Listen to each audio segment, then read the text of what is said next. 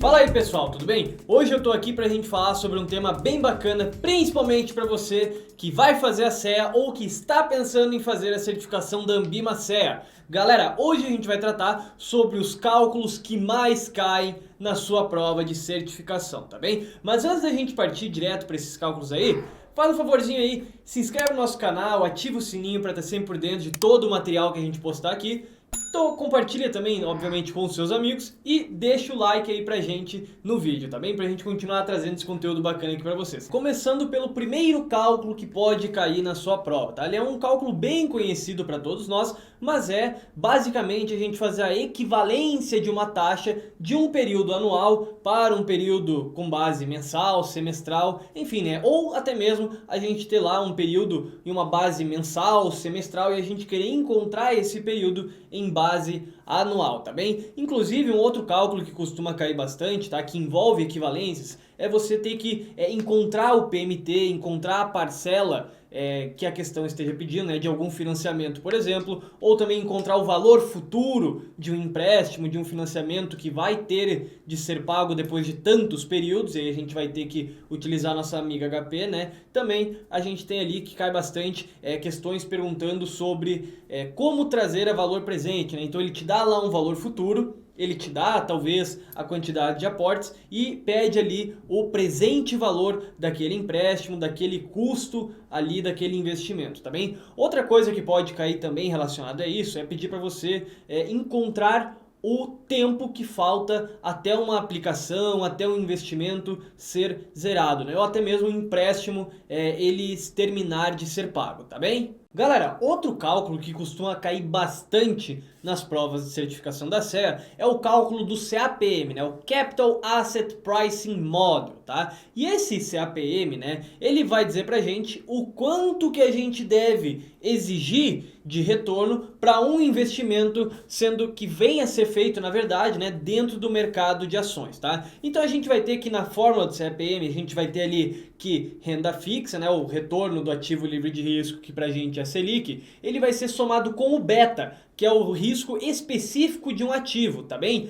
E o beta, ele vai multiplicar pelo retorno de mercado, tá? O retorno de mercado normalmente o enunciado vai te dar, a menos que ele esteja querendo saber qual é o retorno esperado para o mercado, e aí esse retorno de mercado você vai diminuir de novo do ativo livre de risco, tá? Que reiterando aqui pra gente é a Selic, tá bem? É um cálculo bem fácil, tá? É só somar e multiplicar, mas vale aqui uma dica, tá? Se no enunciado da questão tiver dito lá que o prêmio pelo retorno de mercado, ele já vai ser dado ali, né? Esse prêmio pelo retorno de mercado já vai ser o resultado da subtração do retorno do ativo livre de risco com o retorno do mercado que estaria sendo esperado, tá? Por isso que a gente chama de prêmio pelo risco, tá certo? Galera, agora então dois cálculos, tá, que costumam cair bastante em provas de certificação e que também costumam confundir muito, né, os participantes. E a gente está falando, portanto, do índice de Sharpe e o índice de Treynor, né? Os dois servem para a gente medir ali, né, o retorno ajustado pelo risco de uma carteira de investimentos, de um fundo de investimento mais comumente utilizado, tá bem? Mas olha só como que é simples essa fórmula, né? Normalmente a questão ali, o enunciado, ele vai te dar uma tabelinha, onde vai ter naquela tabelinha ali o retorno do mercado, tá? Que você vai ter que utilizar, o retorno específico de algum fundo, tá bem? Vai te dar também o ativo livre de risco, tá certo? E você vai ter que dividir o retorno, né, da subtração do retorno do mercado ou de um fundo pelo ativo livre de risco, você vai ter que dividir. No caso do índice de Sharpe, você vai dividir pelo desvio padrão, né, que é o risco total de uma carteira. Já no caso do índice de Treynor, você vai ter que dividir pelo beta, né, que o beta seria um risco mais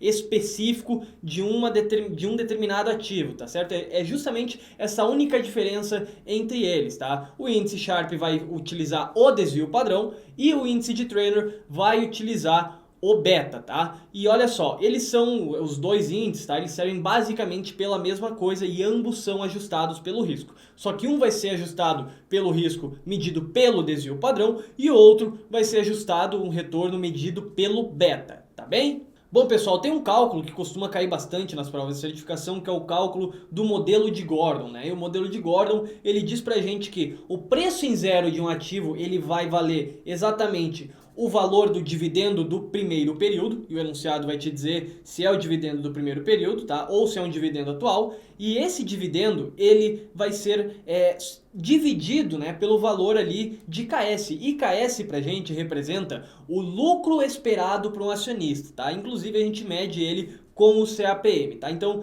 pega ali o CAPM e subtrai o valor do crescimento esperado para esses dividendos ao longo de tantos anos, tá? É uma questão que vai te pedir basicamente o quanto que vale uma ação, considerando que ela tem ali um dividendo a ser pago, tá bem? O que pode acontecer e você tem que prestar atenção é que se o enunciado está dizendo ali se é um dividendo atual, tá? Ou se é o dividendo para o próximo período. Por que tem essa diferença? Porque se te disser que é um dividendo atual que será pago hoje, tá? Você vai ter que multiplicar esse valor do dividendo pelo crescimento, né? Por 1 mais o crescimento, o valor dado ali como crescimento pelo enunciado, tá? Isso tudo para você encontrar de fato qual é o valor desse dividendo também, para conseguir encontrar ali de fato qual é o preço teórico medido pelo modelo de Gordon, tá? Então tem que ficar bem atento a esse ponto, tá certo? Pessoal, tem um outro cálculo, tá? Que ele costuma cair bastante, principalmente na CEA, e eu tenho certeza que você já viu ele, e é o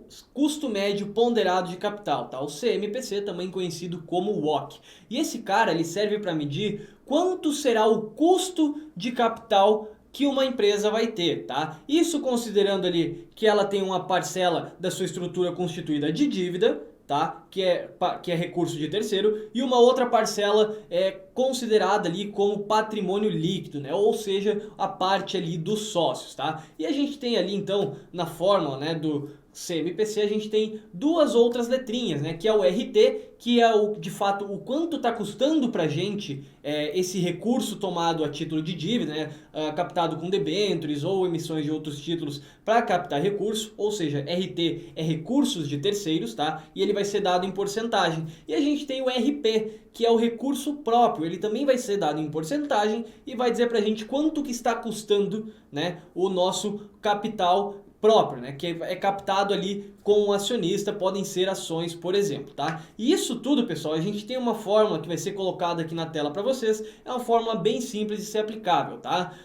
Principalmente ali se você conseguir seguir ela, né? Se você entender o que o enunciado está dizendo. O enunciado pode dizer, por exemplo, a dívida é composta de 70% de capital próprio e os outros 30% de capital de terceiros, tá? E aí você vai ter que fazer ali, simular os valores se o enunciado não lhe trouxer o exato valor de quanto custa, de quanto está, né, essa dívida e quanto que é o patrimônio líquido, o capital dos sócios nessa composição, tá? É um cálculo bem simples de se fazer, principalmente se você conseguir, né, acessar a fórmula ou lembrar a fórmula no dia da sua prova, tá bem? Galera, outra informaçãozinha importante, tá? A prova ela pode cobrar ali questões relativas ao financiamento, né? Utilizando a tabela Price ou a tabela SAC. E nesse caso, são questões mais simples que você consegue resolver utilizando ali, né, as 5 teclinhas da HP. Quais são elas? A tecla da taxa, do prazo, do presente valor, da parcela, que é o PMT, e do futuro valor, tá bem?